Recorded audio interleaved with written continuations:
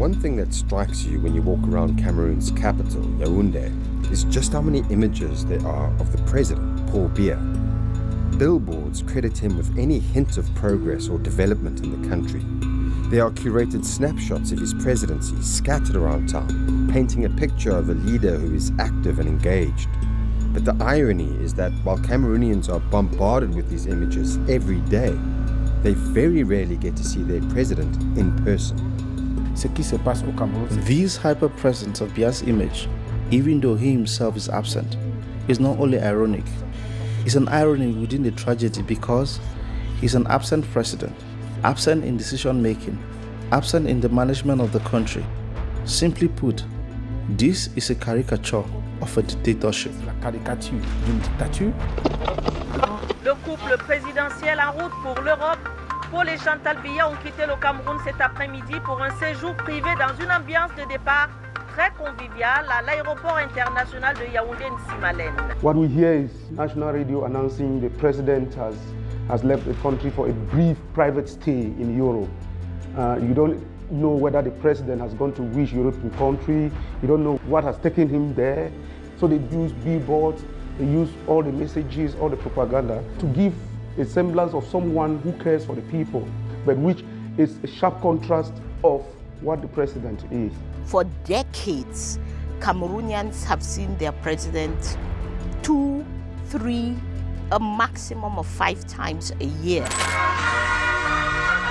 They are the official speeches of 31st of December and 11th of February.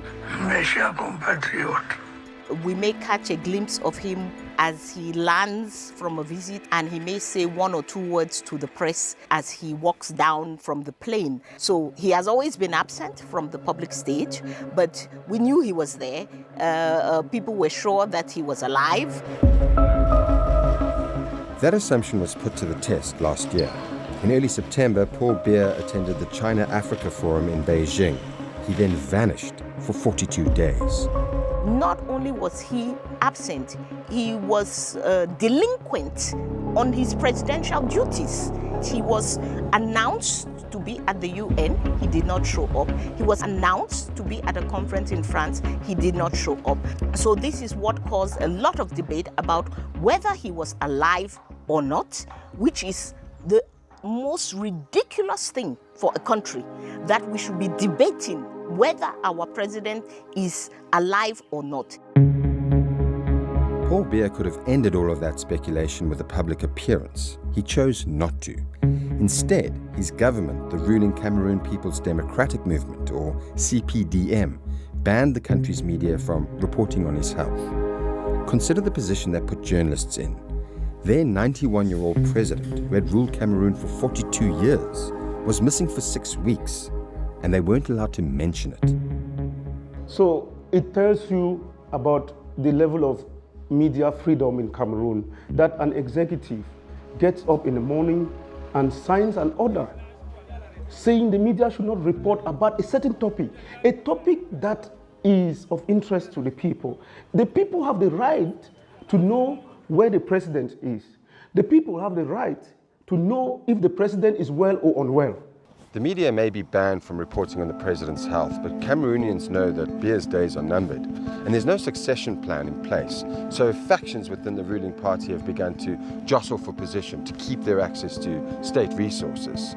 There's a power struggle underway, one that is having dire consequences for journalists. No one wants to live in exile. To live in exile is a form of imprisonment, as you're unable to return to your country. It was never my choice, but unfortunately I had to go into exile because, as they say, it's better to be a living dog than a dead hero.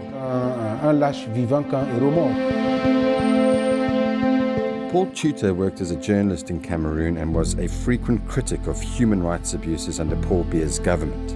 In 2022, he was abducted, tortured, and left for dead in an attack that nearly left him blind. A year later, Biya fled the country with his wife and went into exile in Germany after his friend and colleague, Martinez Zogo, was also abducted and tortured. Only Zogo wasn't left for dead, he was murdered. Ce qu'on a fait à Martinez Zogo, c'est un signe. What was done to Martinez Zogo was a sign. They cut off his tongue, broke his knees, and they forced an object down his nose. His body was then dumped in public for everyone to see. It was a warning to Cameroonians to show them what can happen.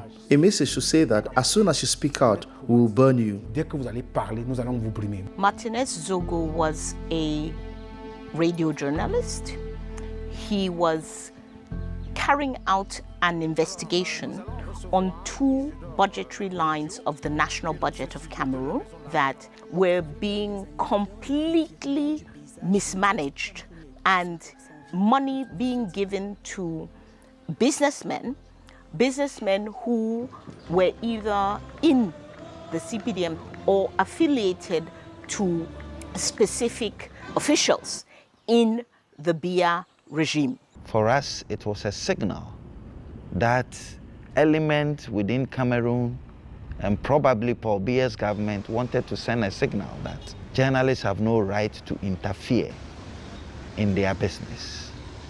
The death of Martinez Zogo sent shockwaves across the African continent and eventually led to us, his friends and colleagues, to decide to launch an investigation into his death. Anas Araimeyawu Anas is a Ghanaian investigative journalist who, for his own safety, keeps his face hidden. He leads the network of African investigative reporters and editors.